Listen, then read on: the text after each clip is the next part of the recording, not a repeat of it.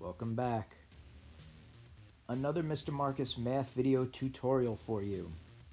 Once again, remember to like and subscribe. Remember to leave questions and comments in the comment section. I see Johnny has joined us in there in the comment section. Good job. Today we're going to be tackling multi-step equations. If you look at the right side, you'll see the dichotomous key that was taped to your desk for the entire school year. First step is always to look to see if there's parentheses. If there are parentheses, we're going to remove it by using the distributive property. The distributive property allows us to multiply what's outside the parentheses by what's inside the parentheses to remove them.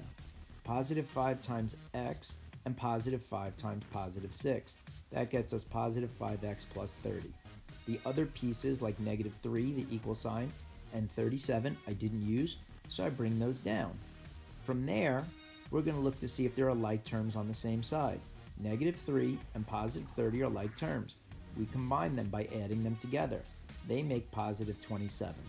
All the other pieces, positive 5x, equal sign, and 37 I didn't use, I bring them down. The next step on our key is to look for variables on both sides.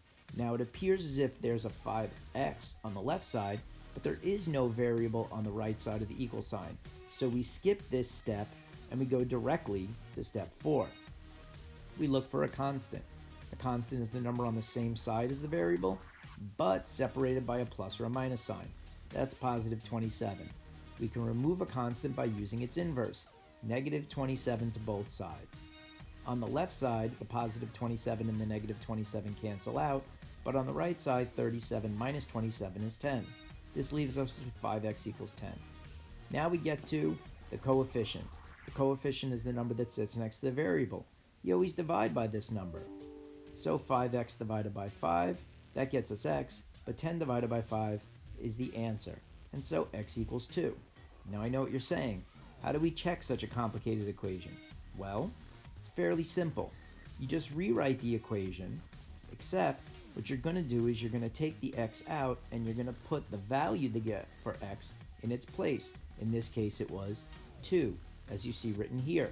Then all you have to do is do some math to see if both sides equal.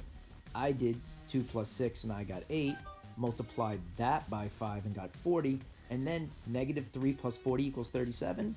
Yes, it does. And you get the world's ugliest check mark. Great work. Now, what if we had another one, but in this case, there was 2 sets of parentheses, like parentheses on both sides. Here we're looking at an example like this. So again, first we look for parentheses. The distributive property, represented by the yellow arrows, will allow us to multiply what's outside the parentheses by what's inside. 5 times 2x is 10x, and 5 times 6 is 30. On the other side, negative 4 times negative 5 is positive 20, and negative 4 times negative 2x is positive 8. I bring down the positive 3x from outside the parentheses because in no point did I use it. Then I look for like terms. 8x and 3x are like terms. I combine them by adding to make 11x. From there, I bring down the rest of the stuff I didn't use. 10x plus 30 equals positive 20. Step 3 says, are there variables on both sides? In this case, it appears there is. There's 10x on one side of the equal sign and positive 11x on the other side. Now the rule says, eliminate the smaller variable by using its inverse. Well, negative 10x will get rid of positive 10x, but I do it to the other side. They cancel on the left side, but on the right side, 11x minus 10x gives me 1x, which I write as just x. I bring down the 30, the equal sign, and the 20. Now I locate the constant, that's 20. I eliminate it by using its inverse, negative 20 to both sides. Once I sum this up, I get 30 minus 20 on the left side, that's 10, and since the 20 and the negative 20 cancel, I'm left with only x. Now I know what you're saying. How would you check a super complex problem like this? Well, it's actually pretty easy. All you do is take out the x's and replace them with the number you got for x, which in every case I put 10 in the parentheses.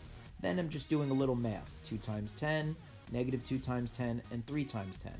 I then bring down, in green, all the stuff I didn't use, and I continue to do math. In the first set of parentheses, 20 plus 6 is 26. In the second set of parentheses, negative 5 minus 20 is negative 25. From there I multiply, get 130 on one side, 100 on the other, And then I say, does 130 equal 130? Of course it does. And so again, now I get a larger version of the world's ugliest checkmark.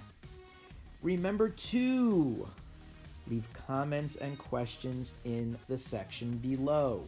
If you have questions about what it is you're supposed to be doing, please ask those questions and let me know if you're having a problem. All work and assignments that are due on any given day should be submitted by the end of that school day.